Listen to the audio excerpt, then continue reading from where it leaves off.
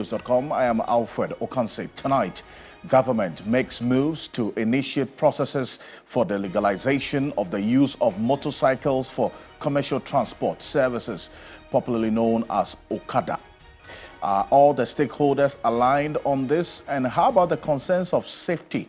Because we'll show you some statistics that brings home that matter. Also, cybersecurity experts and analysts are raising serious concerns about the reported hacking of the X account of President John Dramani Mahama. We have a conversation on how to stay safe, especially for the presidency online. And it's a charge to the Cybersecurity Authority as well. Stay with us. Also, tonight, we have an update for you regarding investigative journalist Anas Arimiao Anas's case against Kennedy or Agyapong in the United States of America. There's a lot that is coming through, and the issues as they unfold thick and fast here on Ghana Tonight. And we have still stayed the steam on this demand by some members of parliament, led by Alex Nafanyo-Markin, for a new chamber to build for the members of parliament. As always, you are an integral part of the conversation.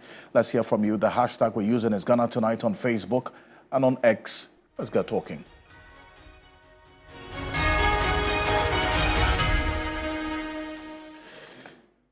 Well, let's settle for Ghana Briefs.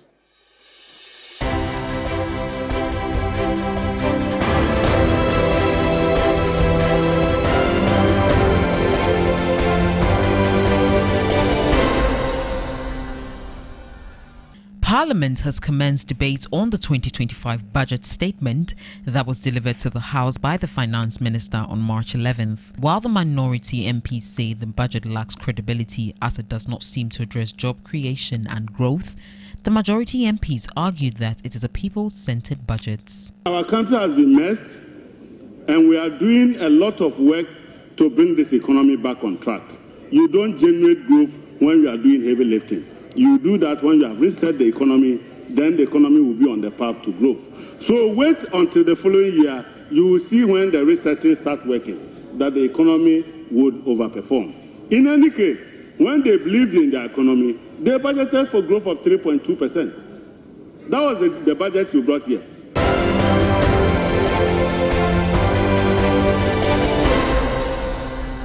Cybersecurity expert Dr. Edward Danso Ansong has called for training for the handlers of President Mahama's social media accounts. The call comes after the president's X account was hacked and perpetrators posted a dodgy cryptocurrency. The account has since been recovered.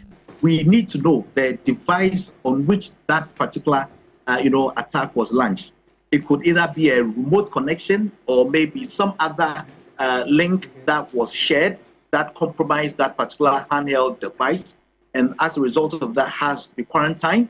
I know that the CSA has the officers to be able to carry out very stringent investigations to be able to unravel how these the modus operandi of these hackers that actually did this.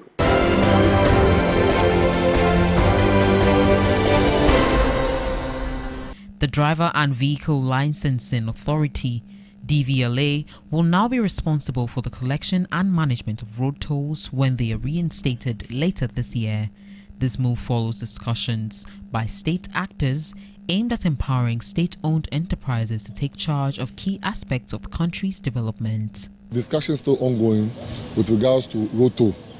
It is highly possible, highly possible, that DVLA will not be taking the road toll and they will report back to government.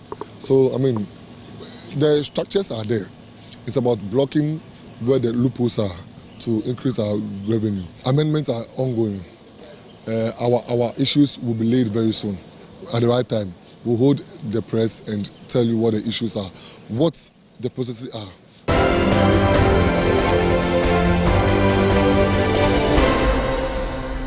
Chief Executive Officer of Dalex Finance, Joe Jackson, has proposed a repayment program that involves a 20% haircut on the 67.5 billion cedis owed to contractors by government. This massive debt, which represents 5.2% of Ghana's GDP as of December 2024, has prompted calls for a repayment plan to clear the backlog. after the verification exercise, after the audit exercise, those that are proven to have passed the exercise take a 20% haircut. If the government owes you 10 million, cut it down to 8 million. And even that 80 million, it cannot pay all in cash. Take 40%, 4 million, in a medium to long-term bond. And then just maybe we'll be able to arrange to pay you 40% of the amount in cash.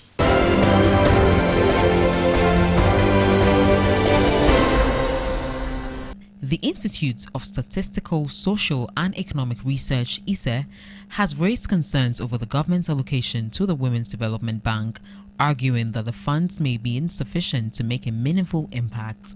Speaking at ISE's 2025 budget review, Director Professor Peter Quartey suggested that instead of creating a new institution, the government could have strengthened existing financial structures to achieve the same objectives more effectively. Banks, there are institutions that are already doing this, so rather use those vehicles to reach out to women. We have a development bank, Ghana, that is there, although they don't lend to individuals, but we can make them lend to the other banks who can then on-lend to women. We have other development banks like ADB, NIB, etc., who can also set up a women's desk and lend to women. We don't have to set up a new bank.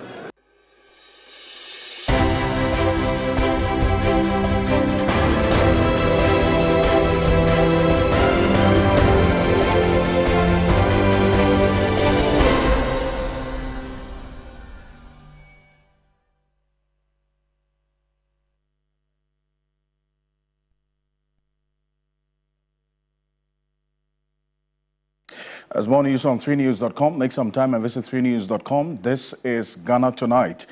And as always, it's brought to you by Flamingo Paint, Simply Superior, and Kale Charcoal Toothpaste. That's also the Happy Smile. Coming up next here on Ghana Tonight, cybersecurity experts and analysts are raising serious concerns about the reported hack of the X-account of President John Dramani Mahama. We've got some details for you and how things have unfolded. The conversation tonight is about what to do next. That is what we're going to concern ourselves with, about the hack of the president's account here on Ghana Tonight. This is one that got a number of you talking, and then also the concerns that have been raised so far. We would have a conversation on this here on Ghana Tonight. And all of this started, at least we here at TV3 started monitoring this particular activity, unusual activity on the account of President John Dramani Mahama. That news that the president's X of that's previously Twitter account had been hacked or compromised is one that generated a lot of concern and varied reactions, and rightly so. As of Sunday night, we here at TV3 saw this. The first tweet that was put out on John Mahama's official X account at JD Mahama was this: Ghana is leading the way for Africa's fintech sector by making payments fast and free across the continent with support from Solana and the Bank of Ghana. Take note of this: Solana and the Bank of Ghana through the Solana Africa project. We look forward to other African nations joining us soon. Support Solana Africa by purchasing Solana Africa meme coin. And this is where we saw that, look, there's something wrong somewhere. Now, this was as of Sunday night. We saw this. Then we started asking questions as to whether the president is indeed endorsing this Solana Africa payment platform. It's more like a blockchain technology using cryptocurrency for that matter. And look, when we got onto the Solana website, because they attached the website to this, you see that, learn more on solanaafrica.com. We clicked on solanaafrica.com, and this is what we found. They defined the project as a project that was led by President John Mahama to make payments across Africa free using the Solana blockchain. The project includes the launch of a new meme coin called Solana Africa, helping to boost digital payments and so on. And then they talk about free transactions. And then there was a page dedicated to the Bank of Ghana by these hackers. They say the Bank of Ghana will play a key role in facilitating payments across the country through the Solana blockchain. By partnering with Solana Africa, it will enable fast, secure, fee-free transactions for Ghanaian citizens and everyone in Africa. This is it. Very well planned, okay? And if you go on that site, this was what you would find. And we still had no communication as of the time. And all of this we found as of around 11 p.m., almost crossing into the midnight of Monday. That was yesterday. We found this information on that Solana Africa website. Fast forward into Monday, then we saw another post by the hackers or the persons who compromised the president's X account. They put another one. Exciting announcement coming today. Solana Africa will be the backbone of Africa's fintech. And all of this was from John Mahama's official X handle. And that was a follow-up on what had been posted on Sunday night. So then we started reaching out. In fact, continuously to persons within government, we got the information that, look, this is not coming from John Mahama. He hasn't endorsed this Solana Africa. They don't know anything about it. So then we needed official communication to put matters to rest, because this is the #1 gentleman of the land, the President of the Republic of Ghana. Whatever goes on his social media handle is considered as news, is considered as something that would be authentic, okay? And so you would have other persons launching on it. And especially because this administration has been very heavy on social media. Upon the inception of President Mahama into office as President of the Republic of Ghana, we've seen official communication put out on his social media handles. Phyllis Kwachiofosu, the Minister in charge of Government Communication, also leverages social media a lot. We've seen a number of the ministers, Samuel Onate George and others, who put out official communication on their social media handles because they are embracing technology and the new way of communicating, not just through press statements. So we looked there. But then again, we got this information from the Cybersecurity Authority. They issued this statement yesterday. In fact, in the early hours of this morning, I beg your pardon, they put out this statement today, March 18th. That's what you see there. Cybersecurity Authority statement on compromise of President Mahama's X, that's formerly Twitter account. In the early hours of Monday, March 17, the Cybersecurity Authority received a report concerning the compromise of John Mahama's X account at JD Mahama. The account has been used to promote a cryptocurrency called Solana Africa. We understand the public concern in this incident has generated and are actively addressing the situation. The authority is working closely with X and other relevant stakeholders to address this. And they said they're going to give us some further updates as of this morning, when this statement came out. Then fast forward, John Mahama, at least his official account, tweeted again a few hours ago that my team has restored my account working with the X support team. Thank you for your inquiries and offers to assist. So this is the latest to all of this. The account has been recovered, but then again, there are many who are looking at it and saying, good news, account has been recovered, but we need to think about the way forward so it doesn't happen again. That's where the conversation is going right now. And I want you to read this. Let's put this on the screen right now. It clearly tells you what the next phase of this conversation is going to be. Dr. Edward Anson is joining us on Zoom right now.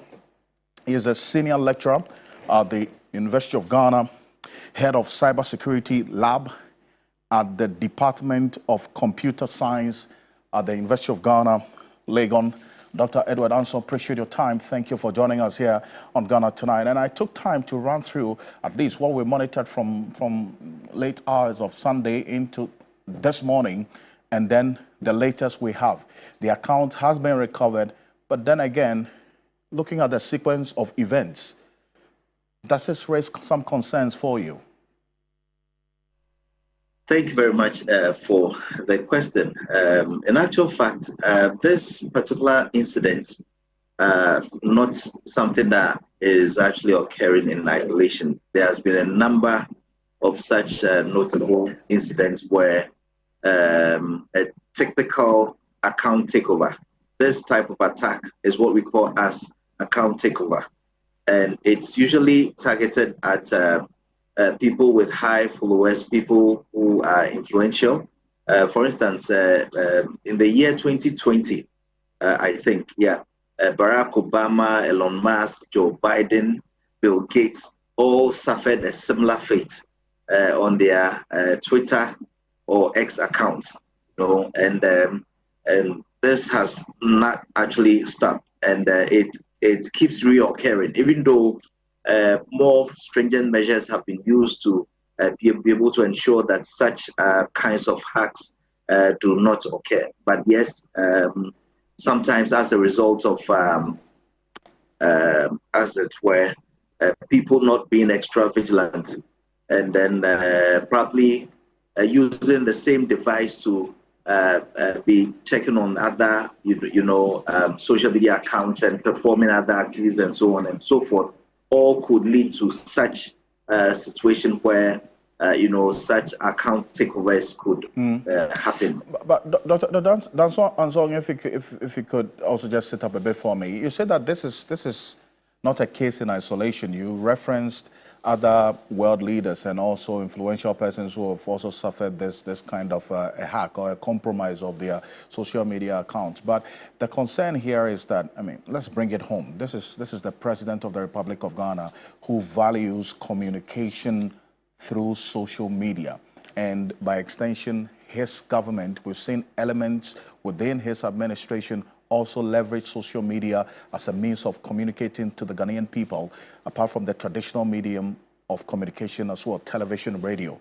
So that's where the issue is. And I want us to look at it in that context so that people would go or would have gone onto this page and clicked on that link to the website of this said Solana, which happens to be a hacked account, blockchain technology, and would even start having conversations on the back of that. It took 48 hours for this hack to be rectified or addressed, and for the president's account to be recovered. So that's where the concern is it not?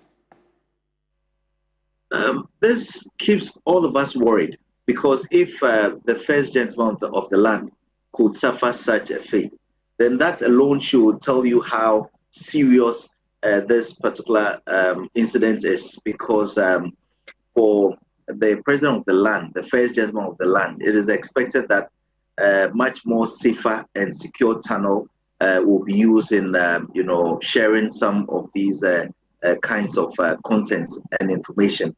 And for the president's social media handle to suffer such, an incident, it's a big thing. And I know that this story has run through to all the international, media satellites and everything, because, for a president to suffer this never happened before. But, for years ago or years back, we saw a similar thing happening. And we thought that a lot more of education and training has gone into it to ensure that, such thing does not reoccur. So for a platform such as this to end up suffering or going through a similar attack clearly tells us that the handlers of the president's social media account would have to go through some level of training, some level of protocols to be used and all of that, because you and I know that for people who are highly influential and all that, and looking at the tons of messages that usually comes daily, and to be able to respond to them timelessly and so on and so forth, would require a whole team. So there's a team that is responsible for handling the president's social media account, which we believe that is the case. So for such a situation to happen, I believe that those individuals have to go through the training, the protocols, and so on and so forth. There are simple, policies that we need to put in place. Typical example is that, such devices or such handles should not be made to be connecting to several other private, accounts and so on, because it is through such channel where suspicious links are shared, sometimes just to be able to compromise the individual who has access to the platform to be able to, as it were, carry out their nefarious, activity. The other example is that the use of the multi-factor authentication scheme is also one of the very critical things that we also need to undertake. Also to ensure that people do not hijack or take over their accounts, and and several other protocols and policies that we in cybersecurity usually follow. For instance, you cannot use such handles or devices to connect to a public Wi-Fi. There are several other things that we can also discuss in order to ensure that there is much more safety with such kind of information. Because just imagine if this has not been such an ad that was placed there, but something that could have actually caused the national security threat. And you can imagine what would have happened, because everyone knows that that is the president's official social media account. So if any information is posted out there, then it is all believed that it is as it has been, posted on the handle. So I think the Cybersecurity Authority, the cybersecurity advisor to the president now, and all other individuals that are associated with the president's, not just the social media handles, but also their network infrastructures, their internet and Wi-Fi, infrastructure needs to really set up and then see to it that, such reoccurrence does not happen, and the measures and the training that people have to undergo or undertake to be able to, avoid such, a mishap ever occurring must be really put in place. I say, Dr. Anson, and quickly before I let you go, you talk about the Cybersecurity Authority. They issued a statement earlier today giving details of what they are doing to arrest the situation now. Good news is that the president's account has been recovered. He has it. But for the Cybersecurity Authority, what should be their thinking going forward? Especially because it's not just about the president, but the government machinery itself. We see the minister in charge of government communication also use social media a lot in putting out information, statements and others to the public. So what should be the thinking? Expanding that scope of what do you call this safety measures and firewall beyond just the president? Yes, I am aware that the Cybersecurity Authority under the Ministry of Communication has a budget for education and and for publicity. Educating the general public about the dangers of cyber security related threats and attacks, and so on and so forth. And there has been incident that has happened that has institutions, states, among others. So the best thing to do, which they usually have as part of their plan for the year and so on, has to do with, first of all, the education, publicity going from institutions to institutions, radio and TV adverts and communication, trying to tell people about the dangers of, such kind of attacks and threats. So just as I actually mentioned, this is a very serious case because there's the president of the land. And if we are unable to provide him with a level of protection that he deserves to be able to make information flow available to all of us, because, per the protocols of most heads of states, they won't be seen to be talking to the ordinary people on the ground and so on. That's how come social media has become the platform to be able to send such, information and so on. And even the mainstream broadcasting like TV3 and so on, sometimes even make stories out of such social media accounts because it is believed to be coming directly from the president, from the ministers of state, and so on. So if, for instance, there are information that has been posted out there that is of national security threats, you can imagine the level of pandemonium and other, things that would actually happen. Or even if it has to do with the stock market or the industry or, the economy and all of that. You can imagine how this could have even caused inflation. Just recently, when we even saw Google, having a glitch on their exchange rate currency, and then all of a sudden the CD fell to 8 cedis, and then had to jump back and all of that. Do you know what this could have actually happened if this glitch had not been fixed within that shortest stipulated time? These are all very high. And that's where the concern is, in fact, and you expand the scope of the threat to so many other areas, which clearly the Cybersecurity Authority should be also averting their minds to. But I appreciate your recommendations and your thoughts on this. Thank you so much. Dr. Edward Ansong is a senior lecturer at the University of Ghana, head of the Cybersecurity Lab at the Department of Cybersecurity. That's the Department of Computer Science, I beg your pardon, at the University of Ghana, Legon, joining us on this particular one. A number of you have been sharing your thoughts on this and as well. But the latest is that account has been recovered. The conversation is about what goes on beyond today. But this is Ghana Tonight. Coming up next, government makes moves to initiate processes for the legalization of the use of motorcycles for commercial transport services, popularly known as Okada. Now, are all the stakeholders aligned on this particular move? Well, that's a conversation we're having right now here on Ghana Tonight, and that's leading us to the next issue, because this is one that is not new to the scheme of things, really. Became a political promise in 2020.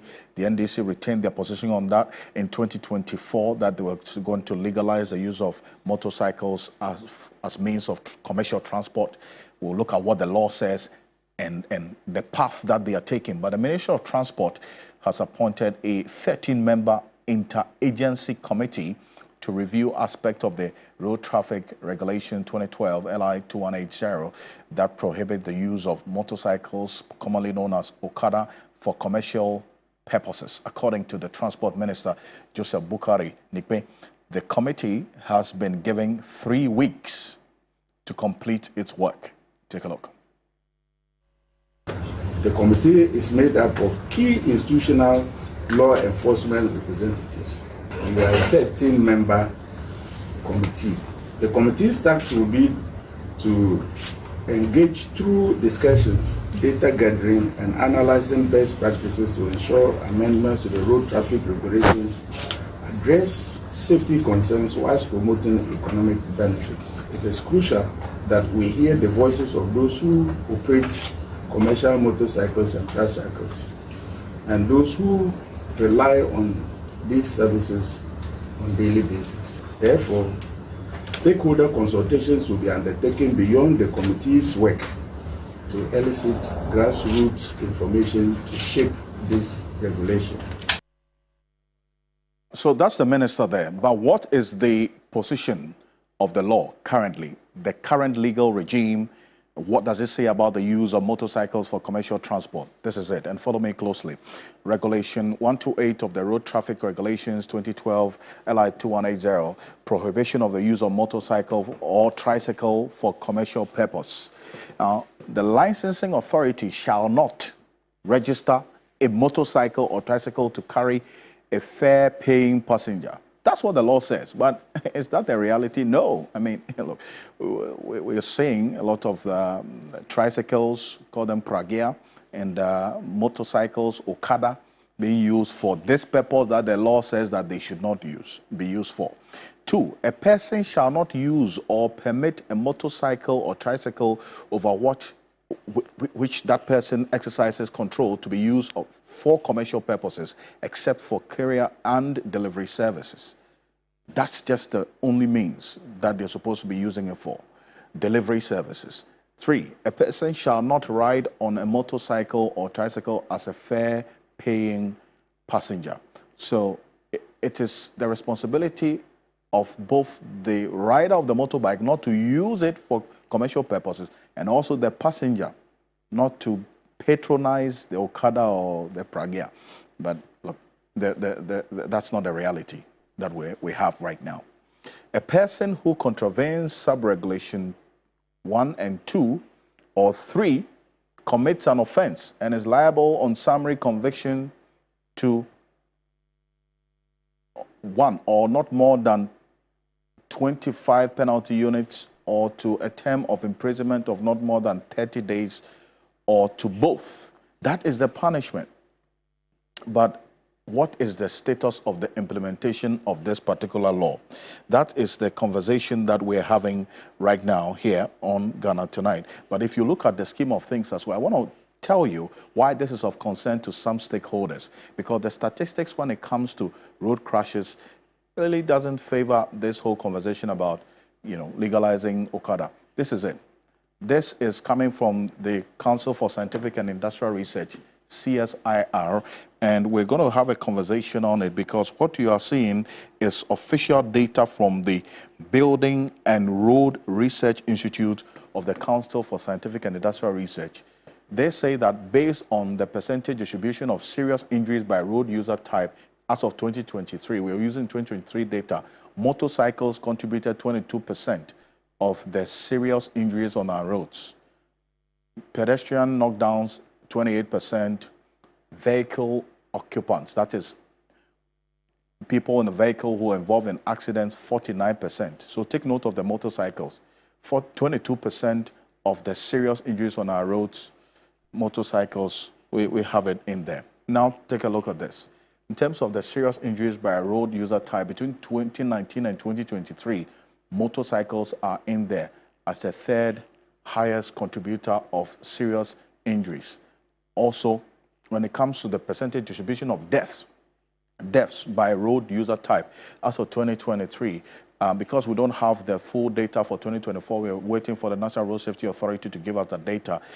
59% of the deaths on our road were pedestrian crashes, and 19% were motorcyclists.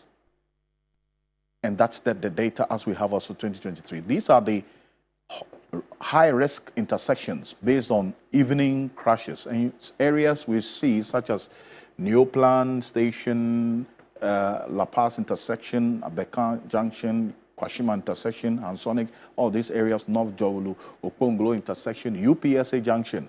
These are areas that have been identified as hot spots for accidents in the evening.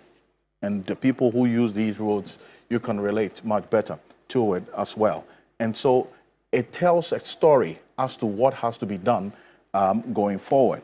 But what should be the major focus of the 13-member committee in deliberating on the way forward with whether or not and how to legalize Okada for the use of commercial purposes? And that's where the conversation is going right now. And thankfully, we have Professor Williams Aka joining us on Zoom. He's a principal research scientist at the Building and Road Research Institute of the Council for Scientific and Industrial Research, CSIR. Professor Williams Aka, good evening. Thank you for joining us here on Ghana Tonight. Good evening. And let's go to our... Good evening to you. Great. And the statistics... Perfect. The statistics that I put out from your institute tells a story about the safety issues that the use of motorcycles for commercial purposes brings to the fore. Hearing that there's already that committee that has been instituted today, 30-member committee, to think about how to regularize or legalize the use of motorcycles for commercial purposes. What is the institute's own reaction to this? Thank you very much once again. The statistics you represented The statistics you presented represent the data for only Accra. If you look at the national data, motorcyclist fatalities constitute the highest.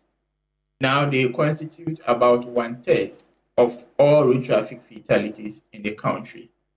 And so the picture is somehow gloomy. For now, the data we are having shows that motorcyclists are the road user class who are more likely to die when it comes to road traffic crashes in the country. So for us, it is very important when we want to legalize this motorcyclists in the country. We should look at it from two perspectives: safety and then mobility. In terms of safety, we should make sure that we put in place all the measures which will ensure that it will not contribute to more people dying. And this we need to do by doing a lot of consultations. The other measure which we also need to do is in terms of mobility, that is the ability for people to move from one place to the other more easily. And we need to create a balance for this. In terms of mobility, I would say that introducing motorcyclists or increasing, legalizing Okada in the cities won't be helpful, because what we need to do is to make sure that we are able to carry more people, or to allow more people to travel from one point to the other more easily. And this we need to do either using the bus rapid transit or using light rails. For instance, the capacity of the tricycles, what we call the pragya, is 2 persons. If we are to go for a BRT system, a bus with a capacity of 40, it means that you need 20 of the motor tricycles to carry these passengers. And that will mean you are not optimizing the use of the road space. So in terms of mobility or building a modern city, the motor tricycles, the Okada, is not the way to go. We need to concentrate on building a BRT system where we will be able to carry more people en masse instead of resorting to this Okada. But notwithstanding, there is still space for these Okada users, because if you go to the rural areas, there are several places where getting access to vehicles are very difficult. The roads are very bad for 4-wheel vehicles to use. And so we can get space for them when you go to the rural areas or in the peri-urban areas where the roads are very bad. But in the modern cities like Accra, Kumasi, on the highways, I would say that we should look at it very well in having a law to legalize it in every situation. I see. That's what I would say. But the point you make about, in your view, it not being ideal as a means of commercial transport in the city, the minister and maybe some other persons also hold a different view, because the minister, you heard him references what happens in Rwanda and parts of Kenya, and even let's come home in Tamale, the northern region. That's also an urban setting as well. So it is not the case that in all urban areas you cannot have this transportation the motorcycles as a means of commercial transport. That's according to the minister as well. I'm sure you heard that. Yes. So looking at our congestion problem, how do we solve it? The problem is not Okada. This Okada, they strive at locations where you have congestion. And this is because they are able to go through, maneuver through vehicles and are able to get to their locations faster than the normal vehicle. So how do we solve this problem of congestion? If you take roads which are very good, there are no congestion, you don't see the Okada operating that frequently on those routes.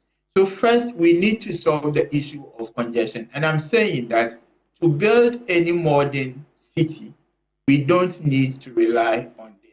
It will rather compound the problem, because looking at the road space, it will be better to have rapid transit system, to have large buses carrying more people as compared to Okada. They will take more space if you look at their passenger carrying capacity as compared to these buses. I see, but how do you balance, because they are meeting a need. That's why they are patronized that much. And you make reference to the fact that they get to destinations faster. And there are other areas, even in the urban settings, like Accra and the rural part of Accra, that you wouldn't have vehicles getting in there easily or on time. To the extent that they are meeting a need, how do we then fashion out the solution of the safety as well, while meeting that need and also creating employment? Okay, so we don't need to have a wholesale ban or a wholesale approval of these motor tricycles. For me, what I would say is that in the urban centers, where we have access to vehicles, where the roads are very good, our concentration should be building an efficient public transportation system. And in the areas where we believe we don't have access to vehicles, the roads are very bad, we can't restrict these motorcyclists to those places. Make sure we train the riders very well. For the Okadas, the two-wheelers, we advise them to wear helmets. And usually the drivers wear, by the pillion riders, they don't. So you enforce the law that the pillion riders should all wear the helmets. And if we do this, I think we should be fine. Prof, I we shouldn't encourage a wholesale ban of. Prof, thank you, but I'd also like you to kindly stay with me, because I have Majid Amadou, who is the General Secretary of the Okada Riders Association, the National Secretary, I beg your pardon, National Secretary of the Okada Riders Association of Ghana, joining us on the telephone. Majid, good evening. Thank you for joining us. Yes, thank you very much. Good evening, my brother. I'm sure this must come as some exciting news for you, hearing the minister inaugurate this 13-member committee to begin the process of regularizing or legalizing your business. Yeah, thank you very much. We are very happy about the message of the minister and the entire party of NDC for the promises they make in the campaign time, that when they be in power, they will legalize Okada.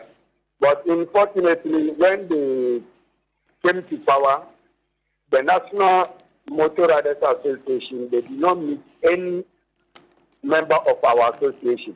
They just meet some people in Ashama. They are the Greater Accra chairman and his people. So still, we did not meet the minister, but we are just hearing that they travel to Rwanda. They have removed some committee without meeting the national. How can you do? Because we have many challenges in Okada. They must meet the national before we give them the plan to pass by before they can legalize the Okada. That is our message now. I see. So your concern is that the minister didn't meet you as the National Association. He met the Ashaman Okada Riders Association. Yes, that is the truth. They did not meet the national, because our challenge is that all Ashama riders put themselves directly as an NDC member. They've been doing the campaign for the party. And we, the national, we have NDC in our team, we have NPP, we have many people inside. Therefore, campaign time, Mahama meets the Ashama people there. Okay. We do not even meet the national riders. So we think that as Mahama brought that idea to the nation, it's going to meet all the stakeholders of the Okada riders. Therefore, we move together and do the work, because we have big problems If we do not solve that problem, after the legalization, we will face many problems about the riders. I see, but you know that as the law is now, your work as Okada riders is illegal, right? We know. You know your work is illegal. Yes, we know that our work is illegal. But you know that before they legalize the taxi, they have their own association pushing by. And we started pushing, we have this association pushing, went to Parliament always from 2015, pushing that they should legalize Okada. That is why we have the association. Muhammad saw the association, and you know that when they legalize the Okada, it will help the nation. That is why we have the association pushing for the issue that they must legalize the Okada. I see. Well, so when do you intend to petition the minister? Now, we decide that if we are not invited to meet the minister, we will go further for press conference and tell the minister that the national are not ready to support the legalization because you can't legalize the Okada without the national executive, without meeting the stakeholders. Therefore, we should try and meet us because the problem is that, if I can give you an example, when Burkina legalized the Okada, the Boko Haram used the opportunity to use motor to kill Burkinabés, to attack them as terrorists. Therefore, we have Niger people and Burkina people in Ghana using motor without registration, without any permit.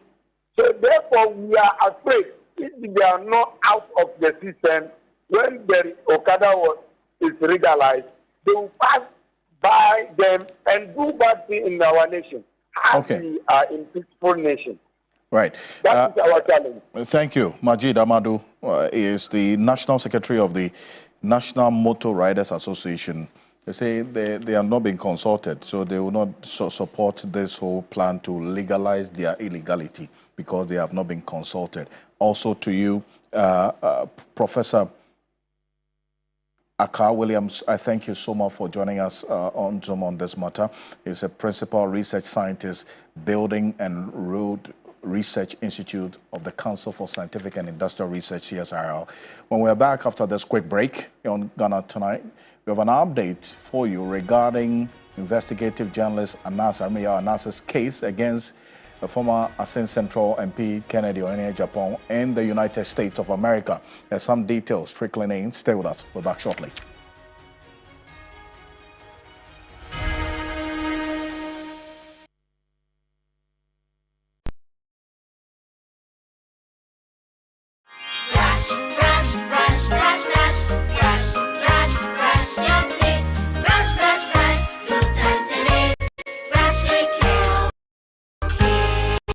Hello, my friends. My name is Calcate Toothpaste. Wow. I was made to be gentle on your gum but protected. I will protect your teeth from cavity, make your teeth whiter, stronger, keep your mouth fresh all day, and best of all,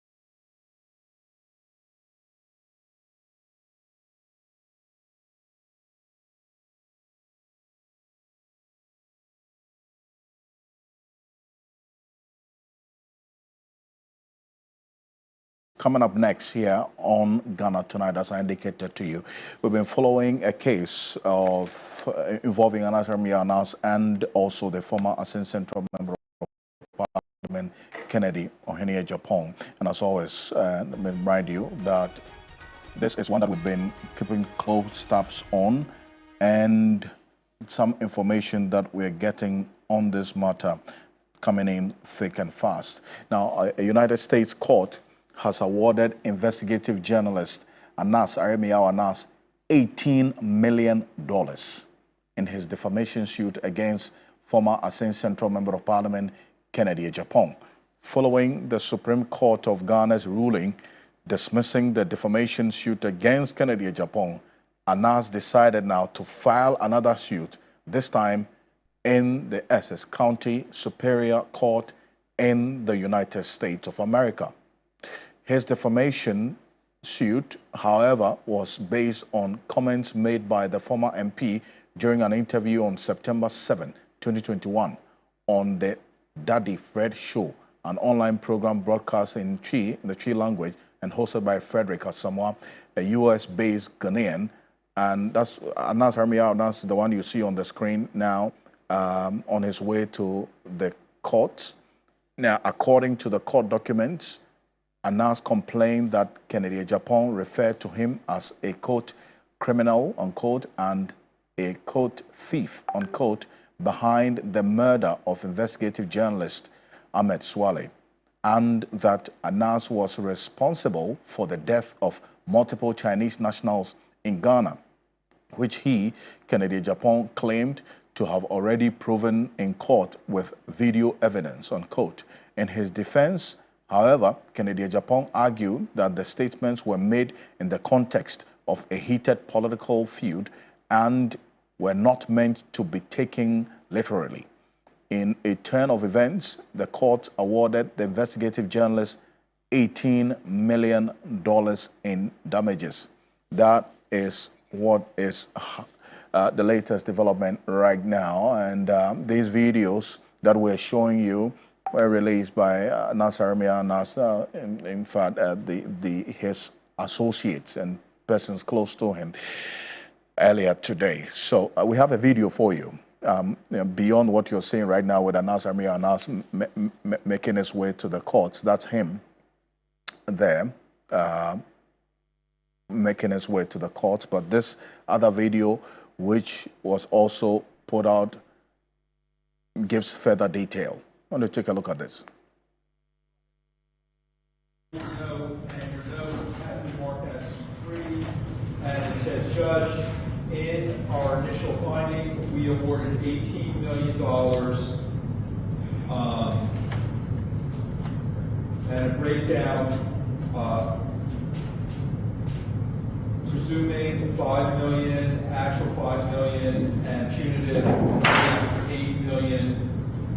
With your verdict and your note, your jury service in this case is complete.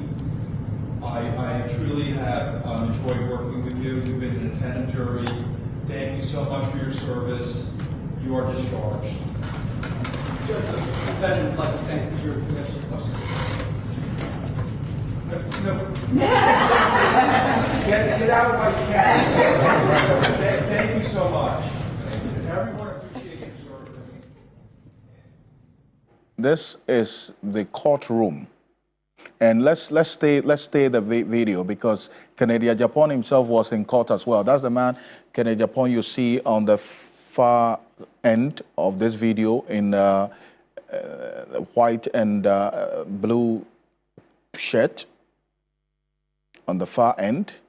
And then also you see these other persons as well, the lawyers for both Anas Armia and Anas. And Anas, we understand, was in a prosthetic in court earlier today as well. So this is the video of the court proceedings earlier today that led to the award of Anas Armia Anas some $18 million against Kennedy Agyapong. And the details of the case as we know it is what we have put out earlier. Now, the breakdown of this $18 million as was communicated by the persons close to Anas Armia announced that $5 million was for actual damages, another $5 million for compensatory damages, and some $8 million for punitive damages.